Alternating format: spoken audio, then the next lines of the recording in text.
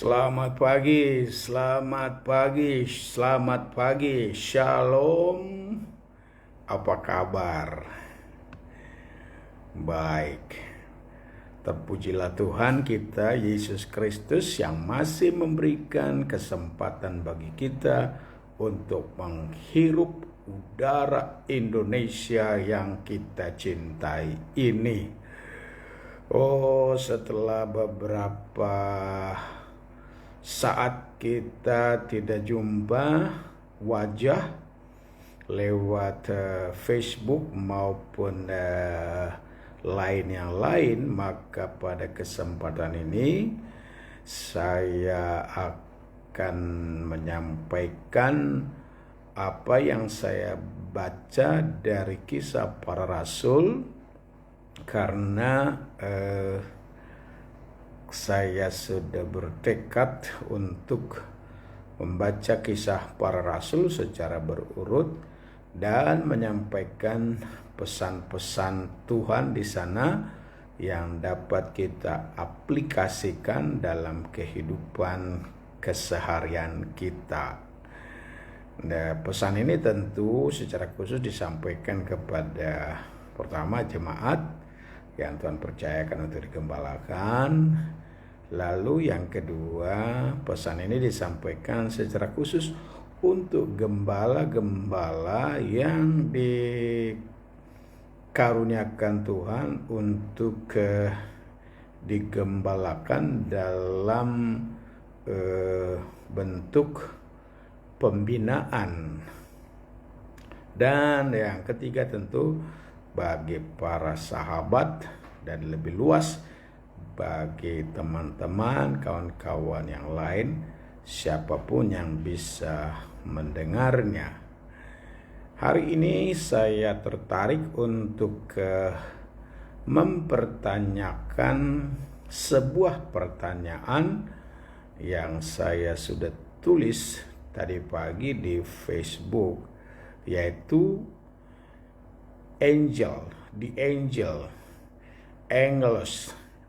angelos, malaikat. Pertanyaannya adalah, apakah masih ada malaikat dan pelayanannya sampai pada hari ini? Ya, terima kasih bagi seorang sahabat yang memberi tanggapan. Masih ada, tetapi malaikat itu katanya tidak kelihatan. Memang kalau kita baca dalam Kisah Para Rasul di kitab-kitab lain juga, tetapi hari ini kita fokus dalam Kisah Rasul ya. Dalam kitab Kisah Para Rasul saya menemukan ada beberapa ayat yang menunjukkan pelayanan atau pekerjaan yang dilakukan oleh malaikat. Kita lihat dalam pembacaan lanjutan kita pada hari ini dalam Kisah Rasul pasalnya yang ke-8. Ayat yang ke-26 di sana tertulis begini. Kemudian berkatalah seorang malaikat Tuhan, the angel of the Lord, kepada Filipus. Katanya, bangunlah dan berangkatlah ke sebelah selatan menurut jalan yang turun dari Yerusalem ke Gaza. Jalan itu jalan yang sunyi. Jalan itu jalan yang sunyi, tetapi di tempat kesunyian itu ada sebuah mujizat yang dahsyat, di mana ada seorang sida-sida dari Ethiopia membaca Alkitab dan mendengarkan penjelasan dari Filipus, dan langsung minta dibaptis. Nah, kita akan bahas itu kesempatan yang akan datang ya. Nah, yang kita akan lihat sekarang adalah masih adakah malaikat. Beberapa ayat dalam Kisah Para Rasul ini kita menemukan hal-hal yang dikerjakan oleh malaikat. Kita lihat satu persatu ya. Tapi saya buka kacamata dulu ya. Yang pertama kita lihat itu dalam Kisah Rasul pasal yang kelima ayat 19. Di sana disampaikan apa? Tetapi waktu malam seorang malaikat Tuhan membuka pintu-pintu penjara itu dan membawa mereka keluar. Katanya, siapa yang dibawa keluar di sini? Para rasul yang dipenjarakan. Jadi di sini disampaikan malaikat itu memberikan pintu bagi rasul yang dipenjarakan karena memberitakan Injil Tuhan. Malaikat datang membuka pintu-pintu penjara. Malaikat datang membuka pintu-pintu penjara. Dan rasul itu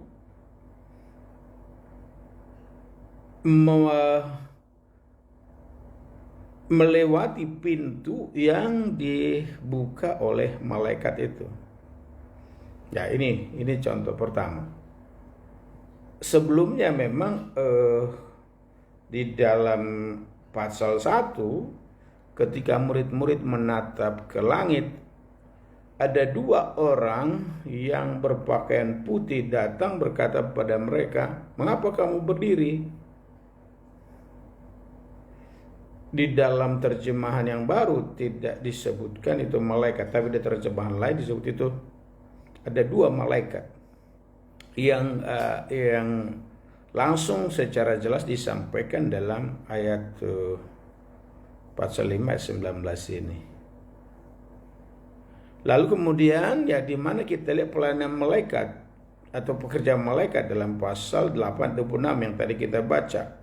Kemudian berkatalah seorang malaikat Tuhan kepada Filipus, katanya, "Bangunlah dan berangkatlah ke sebelah selatan menurut jalan yang turun dari Yerusalem ke Gaza." Ya. Jalan yang sunyi. Di sini malaikat berbicara kepada Filipus.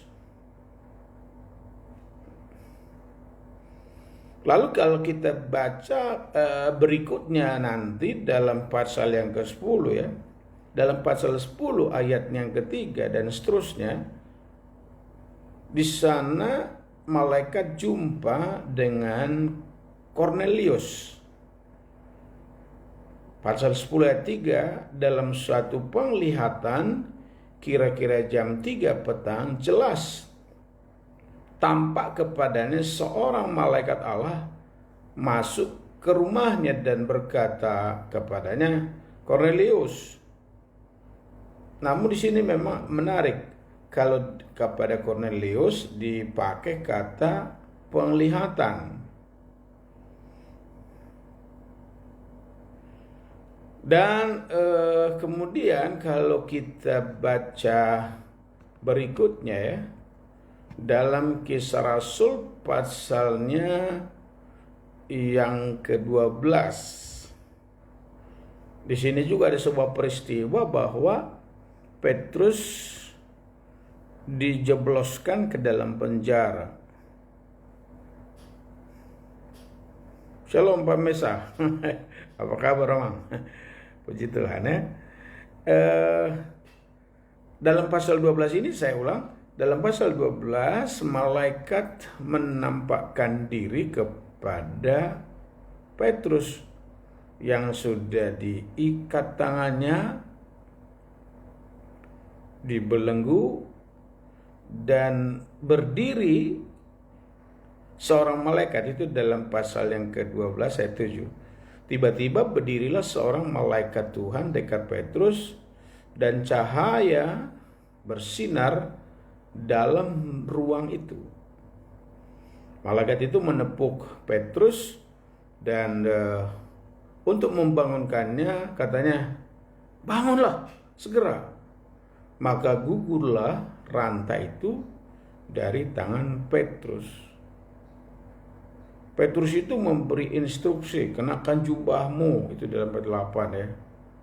"Dan ikut aku," katanya di situ. Awalnya Petrus itu seperti bermimpi rasanya di situ, tapi ternyata itu kenyataan. Itu peristiwa penjara dan Petrus di sana dan malaikat. Lalu kalau kita baca dalam pasalnya yang ke-12 ayat 23. Pasal 12 ayat 23. "Dan seketika itu juga ia ditampar malaikat Tuhan karena ia tidak memberi hormat kepada Allah." Siapa ini? Herodes ditampar oleh malaikat. Dipakai kata angel di sini. Ditampar oleh malaikat. Ya. Lalu dalam Kisah Rasul pasal 23:8 ya. Ini mengisahkan pada kita bahwa pelayanan malaikat itu tidak dipercaya oleh Saduki. Selanjutnya dalam pasalnya yang ke-27 ayat 23, Paulus bersaksi ya. Paulus bersaksi di sini pada waktu Paulus sudah ditangkap dan dibawa untuk diadili di Roma. Di sana dikatakan pasal 27 ayat 23, "Karena tadi malam seorang malaikat dari Allah, yaitu dari Allah yang aku sembah sebagai miliknya, berdiri di sisiku." Jadi Paulus pernah dilawat, dikunjungi, ditemani oleh malaikat. Ya, kalau kita kaitkan dengan pasal 23:8, yang tidak percaya adanya malaikat siapa? Orang-orang Saduki tidak percaya adanya malaikat dan kebangkitan. Nah, dari beberapa kesaksian ayat-ayat malaikat ini, kan Alkitab dikatakan kan kalau ada dua tiga orang saksi sahkan. Lalu menjawab pertanyaan, masih adakah malaikat sekarang ini? Ada orang yang percaya seperti orang Saduki. Mana ada malaikat? Lalu kalau ditanya pada saya apa? Ada nggak malaikat, Pak Gembala? Saya hanya berani menunjukkan ayat-ayat ini bahwa ada pelayanan malaikat. Dan sampai sekarang masih ada malaikat. Walaupun kalau dalam kitab Wahyu disampaikan ada malaikat sedang jemaat, tentu itu berbeda dengan malaikat yang kita bahas pada hari ini ya. Jadi masih adakah malaikat sampai hari ini? Ya masih dong. Masih ada malaikat. Masih bisakah datang di dalam peristiwa-peristiwa atau di dalam kebutuhan-kebutuhan yang mendesak dari orang-orang percaya? Ya saya percaya ada malaikat itu. Ya. Apa keperluan malaikat? Membantu orang percaya, membantu anak-anak Tuhan dalam kesulitan, dalam persoalan yang sangat berat, Allah mengutus malaikatnya. Ya, memang ada kalanya kita bisa juga menyebut itu tidak kelihatan karena memang di sini disebut dia bercahaya, ya, ya putih, bersinar, ya, tidak nampak dalam bentuk tubuh manusia, tapi sinar kemuliaan datang. Masih ada pelayanan malaikat. Dalam pelayanan kita, bisakah kita minta malaikat? Ya, kalau saya baca dalam kisah para rasul ini,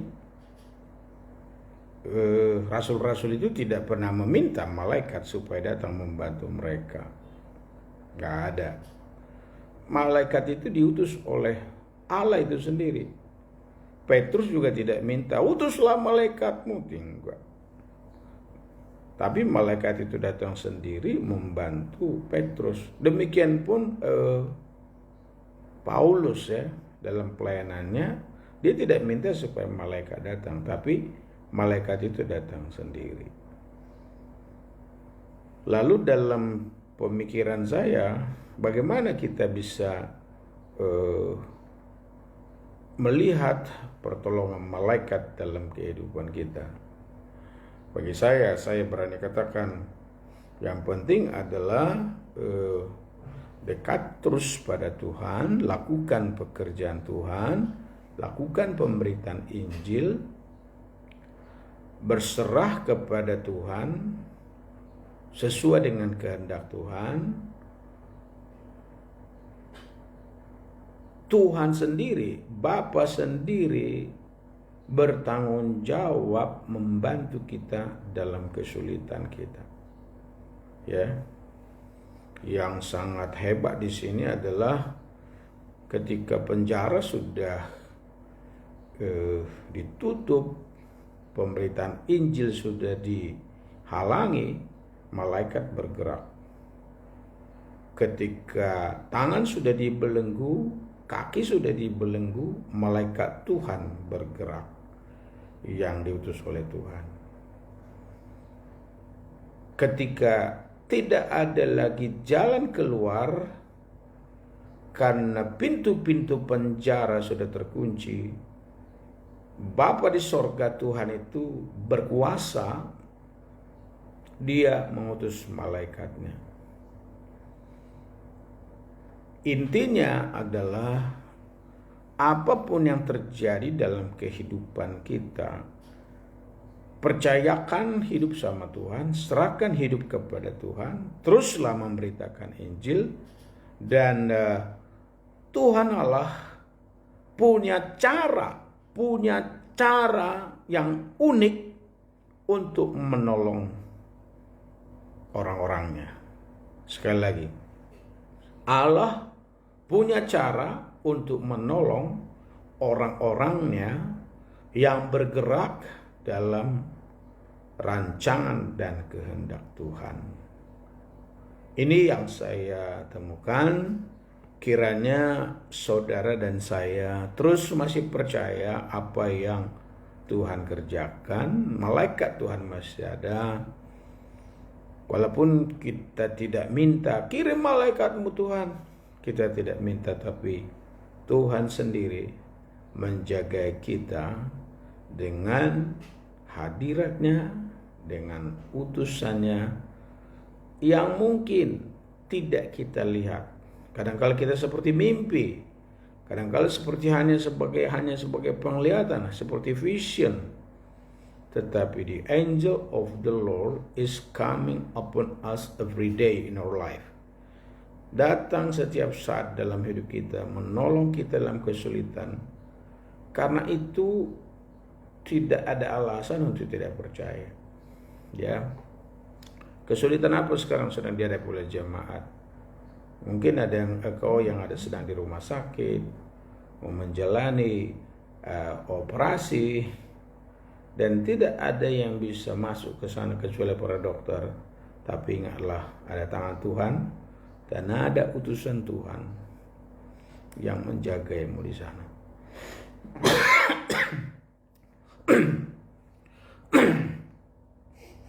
Kiranya Tuhan menolong dan memberkati kita sekalian, dan tetap percaya masih ada malaikat dan masih ada pertolongan yang ajaib.